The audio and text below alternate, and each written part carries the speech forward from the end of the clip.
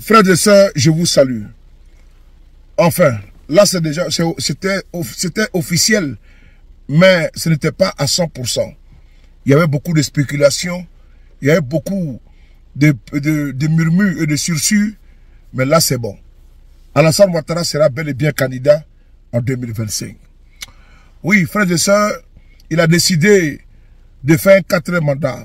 Après avoir fait un 3e mandat inconstitutionnel, pour ne pas dire anticonstitutionnel, Alassane Ouattara qui a du mépris pour la loi fondamentale, pour la mère du droit et de la loi, qui est la Constitution, Ouattara a décidé de faire un 4e mandat. Oui, souvenez-vous, c'était le 12 mars 2020 que M. Ouattara avait annoncé qu'il ne serait pas candidat. Et il avait jeté son dévolu sur feu de Amadou Gon Coulibaly, paix à son âme, afin qu'il puisse conduire les destinées de son parti et gagner les élections de 2020. Mais le destin en a décidé autrement. Alassane Ouattara qui n'avait pas vraiment la volonté de quitter le pouvoir, parce que lui-même il savait que le feu Amadou Gon avait vraiment une santé qui était très très fragile. Mais il a décidé de ne pas jeter son dévolu sur Ahmed Bakayoko, paix à son âme également, qui était en pleine forme et qui pouvait prendre les rênes du pouvoir.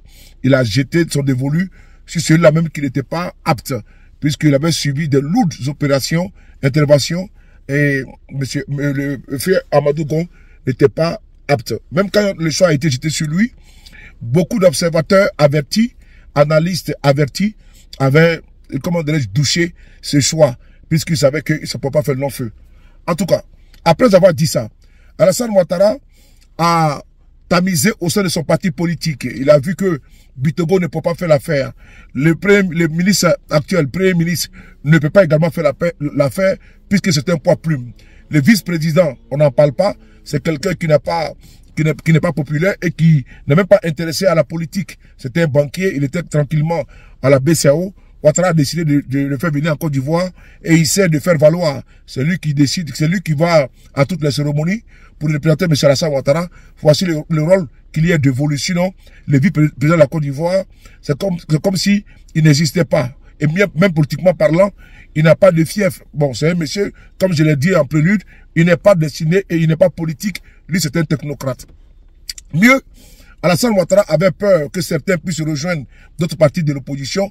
Ils ont été nommés à la présidence de la République, et Patrick Hachi, Mabi Touakeuse et j'en passe. Vous savez que Mabi Touakeuse, à Montano, ces personnalités ont rejoint l'opposition en 2020. Donc Ouattara ne voulait pas qu'il y ait des bis petita. Il a taillé sur mesure des postes pour ces personnes-là, et elles sont aujourd'hui assises tranquillement sur les tabourets, à ne rien faire mais payer avec l'argent du contribuable. Alassane Ouattara a décidé d'être candidat en 2025 et soyez-en sûrs qu'il va passer en force. Voilà, vous savez très bien que Ouattara n'a jamais été dans une compétition propre et saine. Non, non, non. M. Ouattara est d'abord l'arbitre à travers la commission électorale dite indépendante qui est à la solde du régime en place. Toutes les CEI locales sont à la solde du parti au pouvoir. Donc je ne pense pas, nous ne pensons pas et nous ne croyons pas que Alassane Ouattara pourra perdre les élections. Ce n'est pas possible. Et quand vous voyez également le fichier électoral qui est truffé de centenaires, de millénaires, sans oublier des femmes qui ont 200 enfants, sans oublier des mineurs qui sont encartés dans la liste électorale, et même des personnes même qui sont décédées sont toujours dans la liste électorale. Donc cette liste électorale qui est infectée de doublons, comment vous voulez que les gens, l'opposition en Côte d'Ivoire puisse gagner les élections? Je ne suis pas pessimiste, c'est la réalité. L'on demande qu'il faut un toilettage total de la liste électorale avec même des observateurs internationaux. Bon, je prends même l'exemple de l'OIF qui a également une expérience en la matière.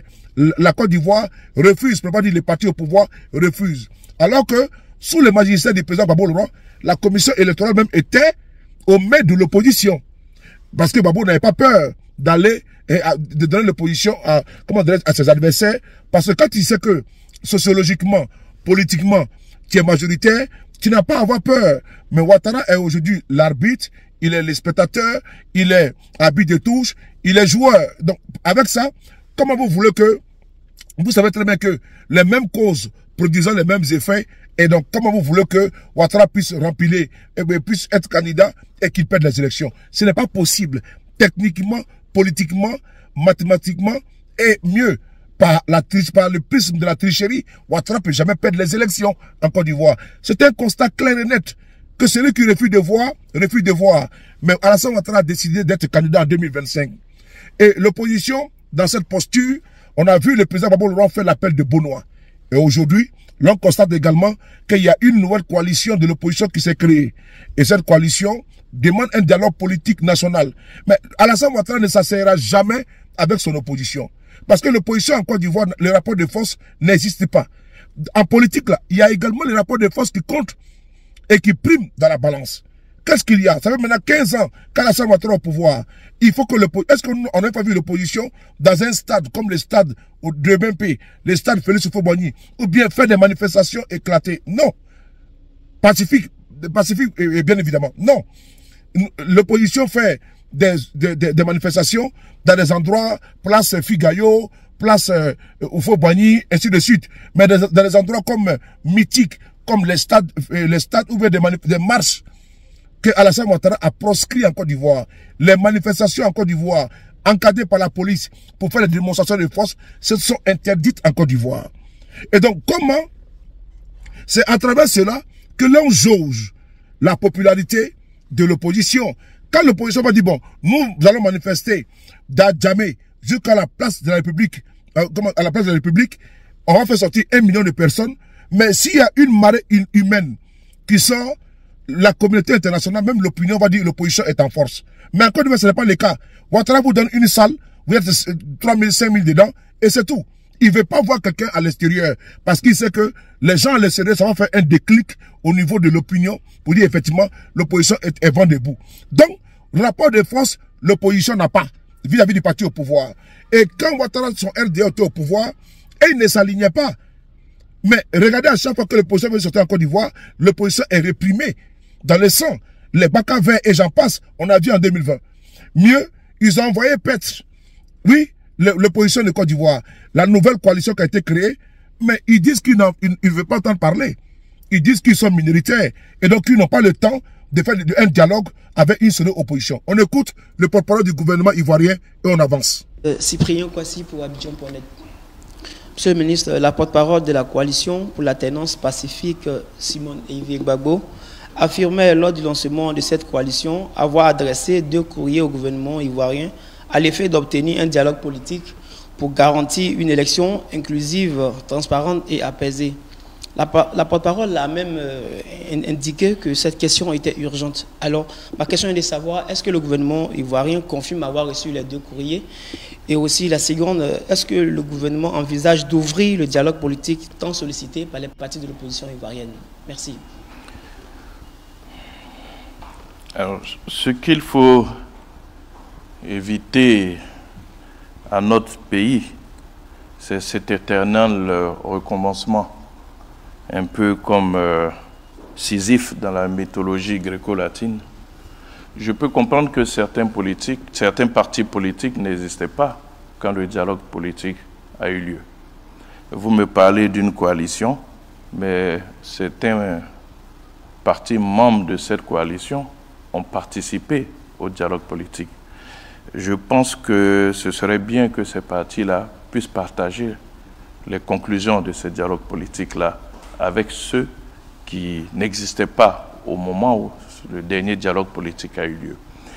Et il me plaît de rappeler, même si je l'ai déjà fait ici, que l'une des principales conclusions de ce dialogue politique, auquel tous les partis qui y ont participé ont adhéré, était de dire qu'aujourd'hui, dans notre pays, toutes nos institutions sont installées et fonctionnent. Et que pour quelques problèmes que ce soit, qui relèvent du fonctionnement normal d'une institution, eh bien, que les requêtes soient adressées à ces institutions. Je pense que quand on se met en association, c'est pour partager les expériences. Il ne faut pas que ceux qui ont participé à ce dialogue politique, qui ont une pleine connaissance donc, des conclusions de cette dernière session qui a eu lieu, la gardent pour eux-mêmes, qui la partagent avec les autres partis membres de cette coalition-là. Évidemment, c'est de bonne guerre. Nous comprenons que des partis cherchent à se mettre ensemble, mais comme je l'ai dit, quand on se met ensemble, c'est pour partager l'expérience, c'est pour partager les bonnes pratiques. Maintenant, je peux comprendre que certains se sentent un peu à la traîne, parce que dans cette coalition, si vous regardez bien, il y a peut-être un seul parti qui a à la fois des députés, des maires et des présidents de conseil. Si je veux poursuivre la réflexion, il y en a un deuxième qui a peut-être des députés, mais tout le reste est quasiment inexistant sur la scène, je dirais, sociopolitique. Vous avez écouté, Ouattara a envoyé son suffif Amadou Koulibaly Ams. Il dit que les partis politiques là, qui se sont rencontrés là, il dit même dans la sphère politique ivoirienne là, il n'y a que le PPACI qui a quelques députés et le PDCI RDA, le reste sont inexistants. Mépris total, condescendance, irrespect. Vous avez vu son ton, son air de quelqu'un de gonflé. D'ailleurs, lui on l'appelle Michelin. Frère de sœur. En Côte d'Ivoire là, vous avez d'abord la commission électorale qui refuse de faire la RLE, la révision de la liste électorale. Vous avez tout ce panoplie, la Cour constitutionnelle, l'armée, la police, la gendarmerie, toutes les institutions sont à la solde du RHDP. Ils demandent ici que l'opposition s'adresse aux institutions, mais il n'y aura pas de dialogue en Côte d'Ivoire. C'est-à-dire que en 2025, là, il n'y aura pas de révision de la liste électorale. L'opposition va rester à faire que des communiqués. Où est le rapport de force? Il n'y en a pas, ça n'existe pas. Où c'est la manifestation? Il n'y en a pas, ça n'existe pas. Donc aujourd'hui, si on doit se mettre dans une coalition et faire que des communiqués, dites-moi, est-ce que Ouattara va entendre? Voici déjà, ils annoncent déjà la couleur. Que cette coalition qui a été créée, pour eux, elle est nulle et de nul fait. D'ailleurs, s'ils ont des revendications à faire, qu'ils s'adressent à leurs institutions, pas au chef de l'État. Alors que ils ont écrit plusieurs courriers, le PPACI a écrit plusieurs courriers au Premier ministre. Le Premier ministère est une institution. Ils n'ont jamais reçu de courrier. La nouvelle coalition qui a écrit des courriers, zéro réponse. Bon, vous voulez qu'on fasse comment? Ouattara, lui, a décidé de marcher tranquillement. Ce qui est bon est de constater, et ce qui est évident, c'est que Ouattara, il est constant dans sa bêtise. Ouattara, il n'est pas là pour... C'est avant, les Ivoiriens, ceux qui connaissent la démocratie, acceptaient de s'asseoir avec le RDR, discuter. Regardez comment Alassane Ouattara dirige. Il veut discuter avec personne. Ouattara ne s'est jamais assis avec l'un de ses opposants en Côte d'Ivoire. Jamais. Même le dialogue qui a eu lieu sous Patrick Kachi, sous Ahmed Bakayoko, les résolutions n'ont pas été respectées par Alassane Ouattara. Dans l'une des résolutions, il a s'agit de M. Guillaume Soro. Il y a eu des amnisties qui ont été annoncées. Mais Ouattara a préféré prendre la grâce présidentielle pour Gbagbo Laurent pour l'empêcher d'être candidat.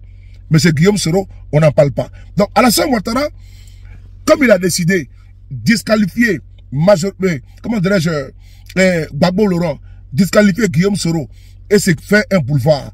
Le PDCI, vous allez voir qu'il va créer des problèmes là-bas. Il va créer des problèmes au sein même de l'opposition. Et après, on va rester dans les discours. Pendant ce temps, Ouattara va prêter serment en décembre prochain. Asseyez-vous, vous regardez. J'implore l'opposition de Côte d'Ivoire à sortir dans les calculs. Alassane Ouattara a décidé d'être candidat en 2025. Le constat est là, c'est implacable. Ils ont tous les levées du pouvoir. Souvenez-vous, dans l'opposition, ils étaient nuisibles. Aujourd'hui, au pouvoir, ils sont toxiques. Et donc, si Ouattara décide d'être candidat, là, qui devant lui pour l'empêcher, pour lui faire barrage? C'est ça. C'est seul et sauf une seule opposition compacte, unie, qui pourra faire tomber le régime RDR. Ils étaient dans l'opposition, ils étaient nuisibles. Ils sont aujourd'hui au pouvoir, ils sont toxiques. Que l'opposition de Côte d'Ivoire se réveille. Parce que Ouattara a décidé d'être candidat, il n'y a pas de candidat là-bas potentiel. Bitogo est fort clos, Bakongo est fort clos, Kandia est fort clos, Tchemoko Mele est fort clos. Tout ce que vous attendez par les candidats Camara, et tous sont fort clos. Le seul et unique candidat à Alassane Ouattara, au RADP, s'appelle Alassane Ouattara. À bon entendeur, salut.